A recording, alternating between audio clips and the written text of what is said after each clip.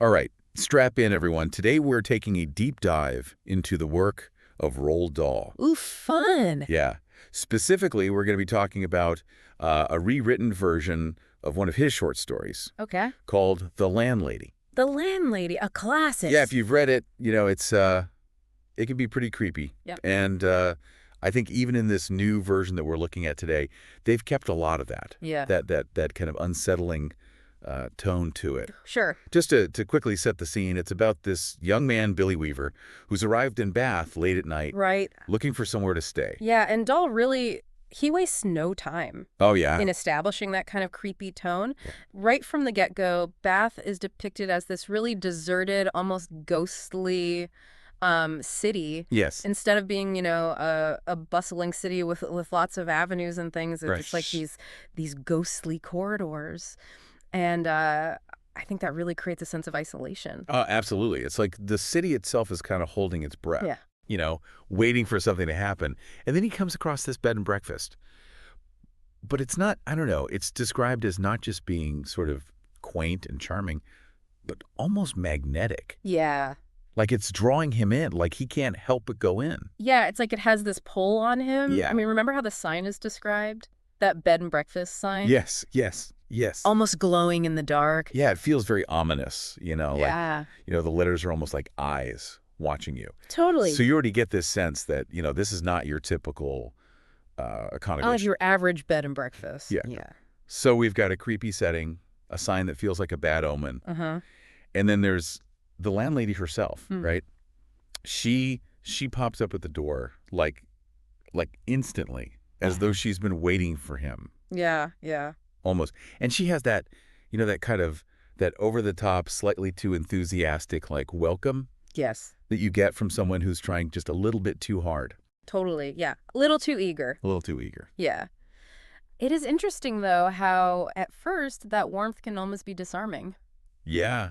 Yeah, because you're already feeling kind of creeped out. Exactly. And then she's like, oh, hello, welcome. Come in. And you're kind of like, oh, okay. Yeah. Yeah. Makes you second guess yourself. Yeah. But then there are those other things. Yeah. Like the ridiculously low price. Right. 5 and 6 pence a night. Yeah. Even in those days, that was cheap. Super cheap. Suspiciously cheap. Yeah. Yeah. And she's so insistent that he be choosy about his lodgings. Yeah. Like, wouldn't most landladies just be happy to, get any guests they could? Take what they can get. Yeah. Yeah, but there's something about her eagerness that almost feels almost predatory. Yes, totally. And the way she keeps saying, you're just right. You're just right. You're just right. You're just right. It makes you wonder, just right for what? Right, yeah. For what? And also the way she kind of looks at him. Yeah. Like she's sizing him up, studying him. Yeah, like she's looking for specific qualities. Yeah. It's not just a paying customer she's after. It doesn't feel like it, no. No. And then remember how she very quickly leads him away from the parlor Yes. and up to the top floor Yeah? and says, this floor is mine. Oh, Like well, she's marking her territory. it's very possessive. Very possessive. Yeah. And isolating him from the outside world as well. Yes. Which, I mean, isolation is such a key element of suspense, and Dahl just uses it masterfully Oh, yeah. throughout the story. It's like he's slowly closing a trap Yeah, exactly. around Billy. And then, of course, we get to the guest book, which only has 2 entries, Right, Christopher Mulholland. and Gregory W. Temple. Yeah. And Billy can't quite place the names, but he has this nagging feeling that he's heard them before. Yeah. Like when a name is on the tip of your tongue and you it's connected to something? Oh, I hate that feeling. I know, it's the worst. When you know it, but you just can't quite. You can't access it. Yeah. Yeah, and the landlady's reaction to his curiosity is just weird. It is. Like she brushes off his questions and then just focuses on their physical attributes. Charming boys. Incredibly handsome. Yeah.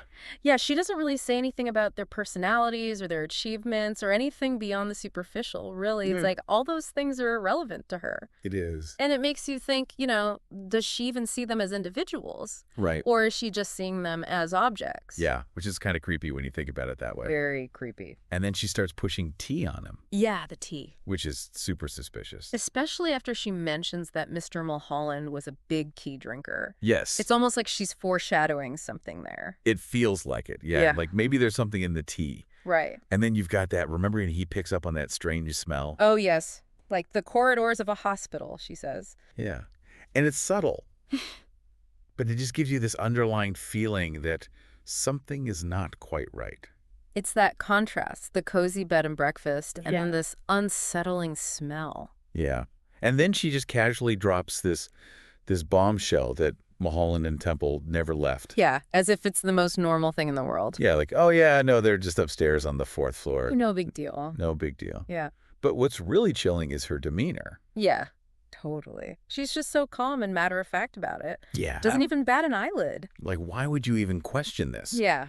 But what's even more unsettling is what she says after that about Billy's age and appearance. Yeah. 17. Oh, the perfect age. Right. Like she's comparing him to these other guests. Yes. To her previous guests. Yeah. It sends chills down my spine. I know. It's like she's assessing him. Yeah. And then she mentions Mr. Temple's blemish-free body. Okay, what does that even mean? Like, what does that even mean? Yeah. It feels like a clue. It does feel like a clue, but to what? Yeah. I think that's really crucial, though, that detail, because it hints at her obsession with preservation and perfection. Yeah. You know? And it kind of, it introduces this idea of taxidermy almost. Yes. Which, as we'll see later, is not a random detail. Sure. Dahl is really good at planting these little seeds of unease. Yeah. And then they blossom into this full-blown horror as the story unfolds. So creepy. And poor Billy's starting to get this really uneasy feeling. Yeah.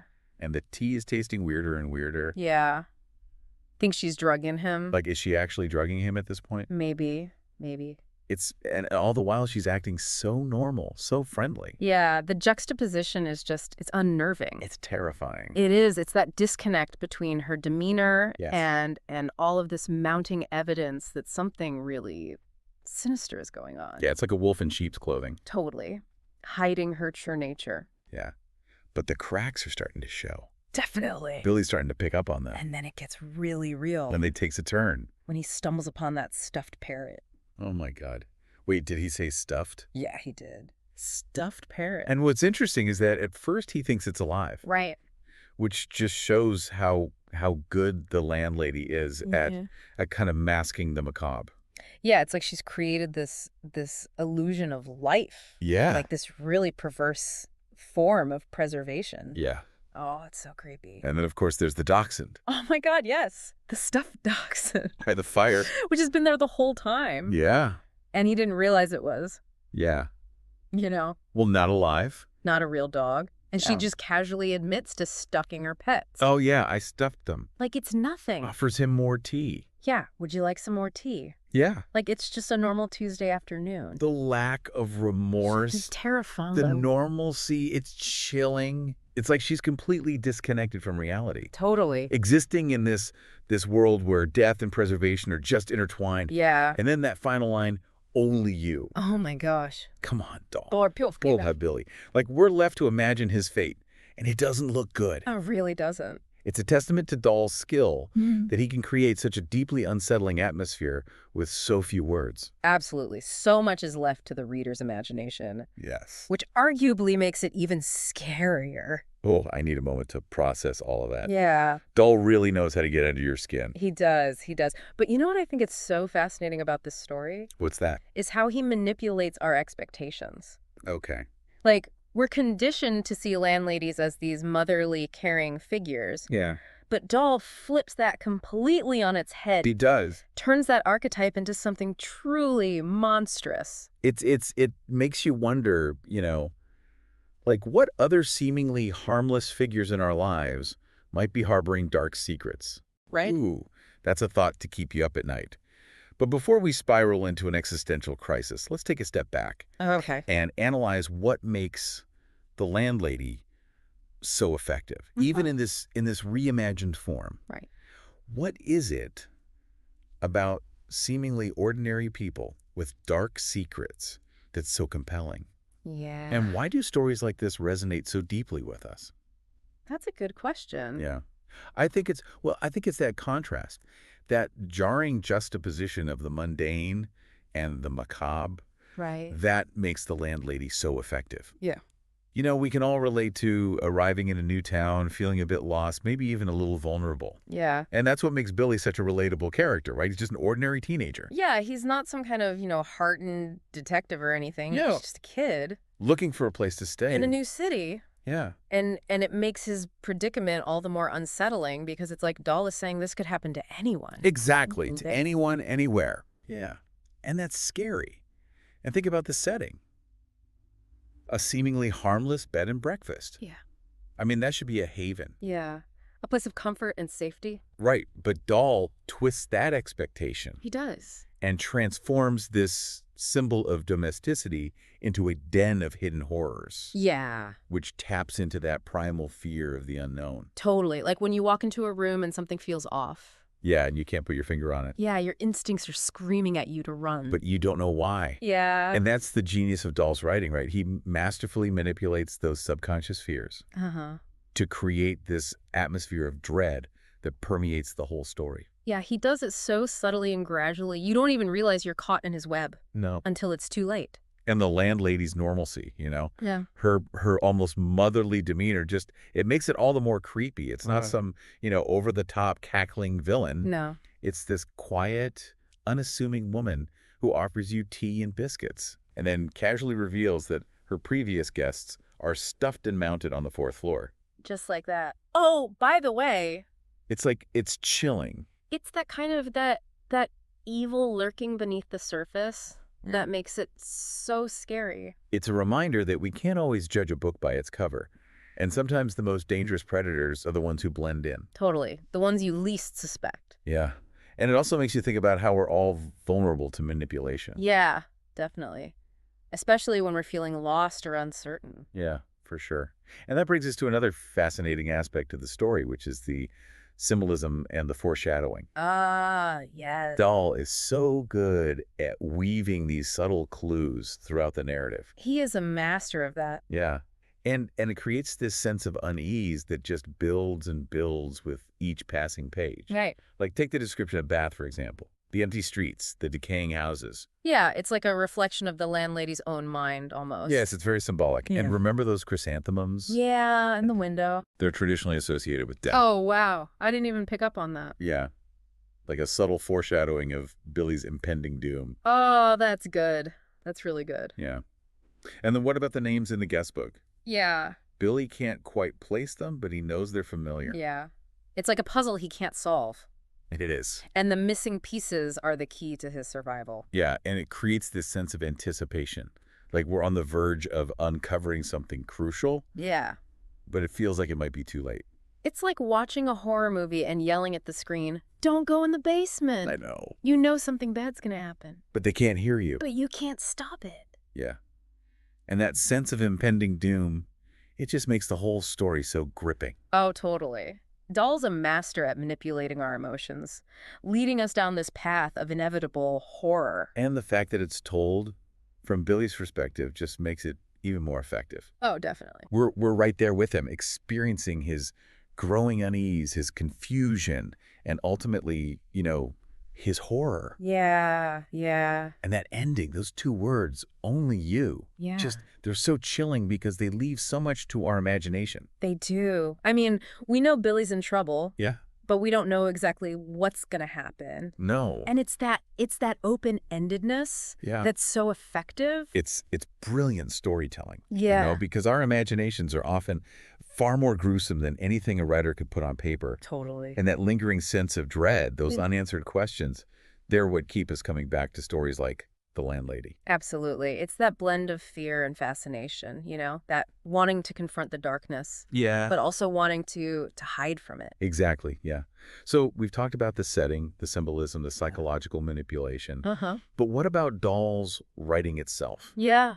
What makes his style so effective at conveying horror?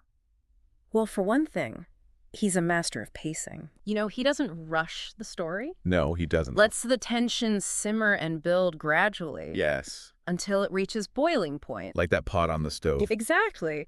He understands that true horror doesn't lie in jump scares and things like that. Yeah. It's in the slow, creeping realization that something is really wrong. Yes.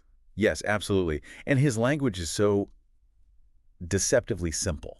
Yeah, he doesn't use complex vocabulary or overly descriptive prose. No? He chooses his words carefully, Yes. creates this kind of hypnotic rhythm that draws you in, Yeah. and almost lulls you into this false sense of security Yeah. before he unleashes the horror. Yeah. Like he's lulling you to sleep, Totally. and then he's gonna, hit you with something. Exactly. Yeah. And his imagery is also incredibly effective. Oh, yeah. He paints these really vivid pictures with his words, Yeah. creating scenes that are both unsettling and strangely beautiful. Yeah. Like the stuffed animals, for example. Horrifying, but also this underlying sense of artistry.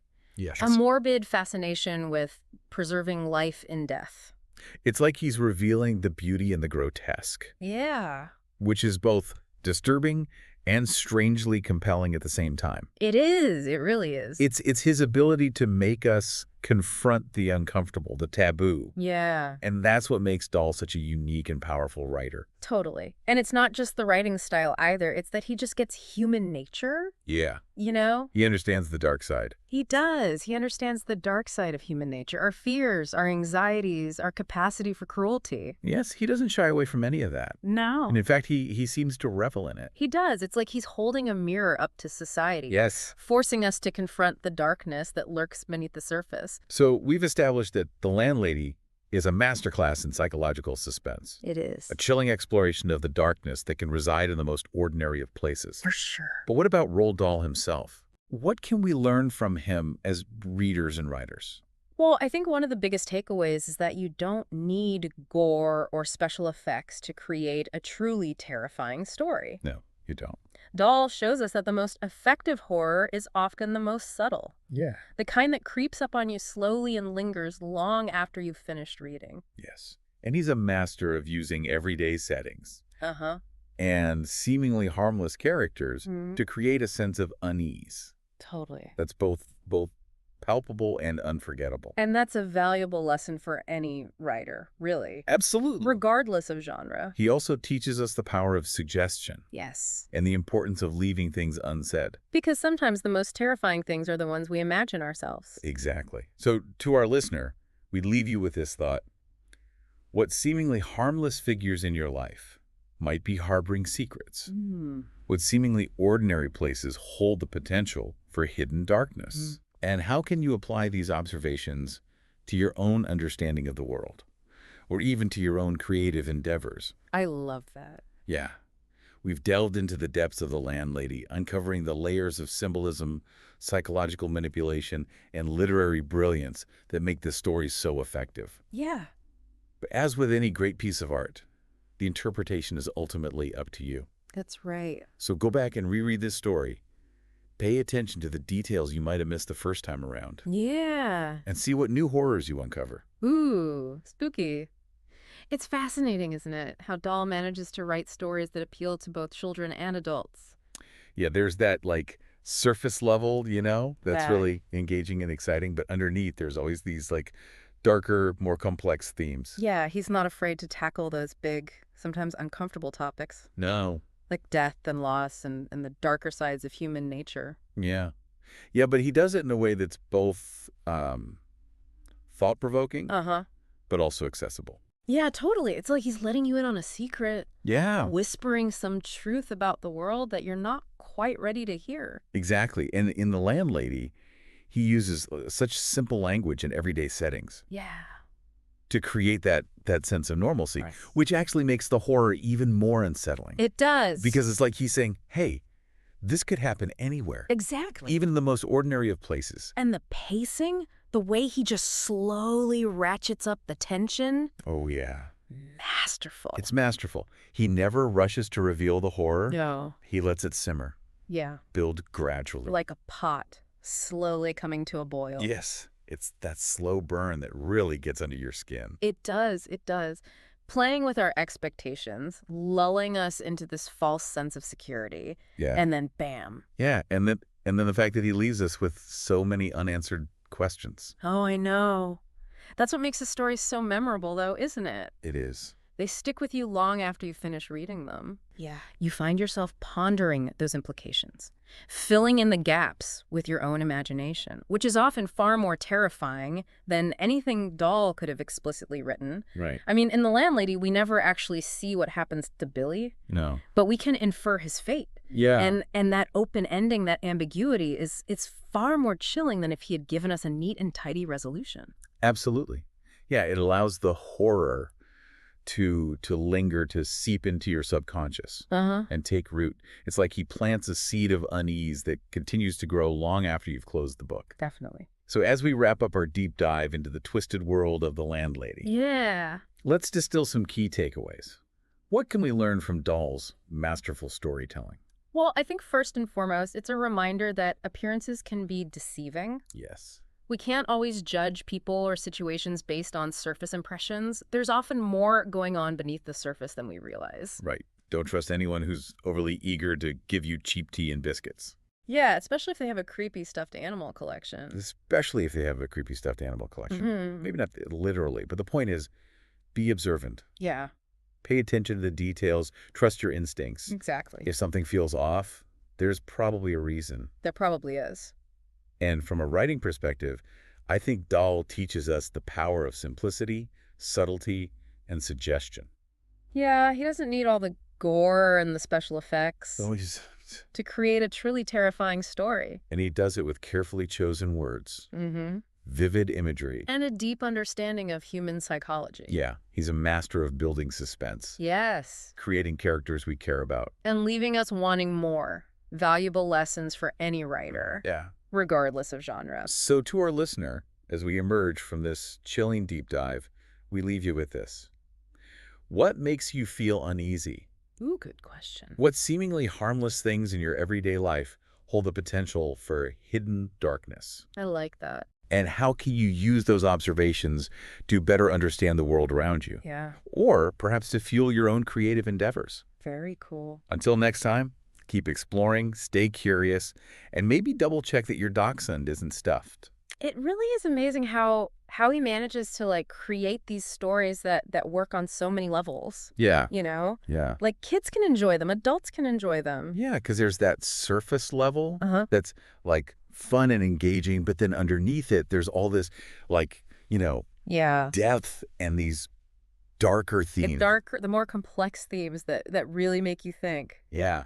And I think it's that contrast, that juxtaposition Yeah. that makes a story like The Landlady so effective. So powerful. Yeah, it's like he's lulling you into this false sense of security with these like, Yeah. simple words in everyday settings. Everyday occurrences. Yeah, but then Wow. he hits you with the darkness. The darkness. Yeah, I think one of the things that Dahl does so well is he understands that true horror often lies in the subtle, Yes. the things that are kind of hidden beneath the surface. Yeah. Not the jump scares or the Yeah, not the in your face stuff. yeah. It's the stuff that creeps up on you and just stays with you. Lingers. Yeah. Long after you finish the story. Yeah. It's like a seed that's planted in your mind. Yes, and it just grows. And it just grows and grows. And it feeds on your fear. Yeah. And I think that's why his stories are so memorable, right? Absolutely. Because they stay with you. Yeah. Because you're constantly thinking about them. Yeah, you keep coming back to them. Trying to like decipher them and understand them. And, often filling in the gaps with your own imagination, which can be even scarier. Oh, absolutely. Yeah. I think our imaginations can be far more terrifying than anything a writer could actually put on the page. 100%. And so, as we kind of wrap up our deep dive into The Landlady, Yeah. I think there are a few key takeaways that we can all learn from. Definitely. I mean, first and foremost, I think it's just a reminder that appearances can be deceiving. Oh yeah. Don't judge a book by its cover. Yeah, and don't take everything at face value. No, trust your gut. If something feels off, it probably is. Yeah.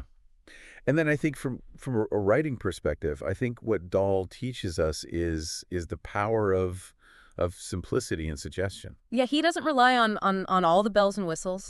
He uses very carefully chosen language. And he plants these little seeds, these suggestions, and he lets the reader's imagination do the rest. And so to our listener, we'll leave you with this. Okay. Think about the things in your life that make you feel uneasy. Mm-hmm. The seemingly ordinary places that maybe hold a little bit of hidden darkness. And how can you use your observations to better understand the world around you? Or maybe even to spark your own creativity. Until next time, stay curious and yeah, keep exploring the dark side, but maybe leave the taxidermy to the professionals.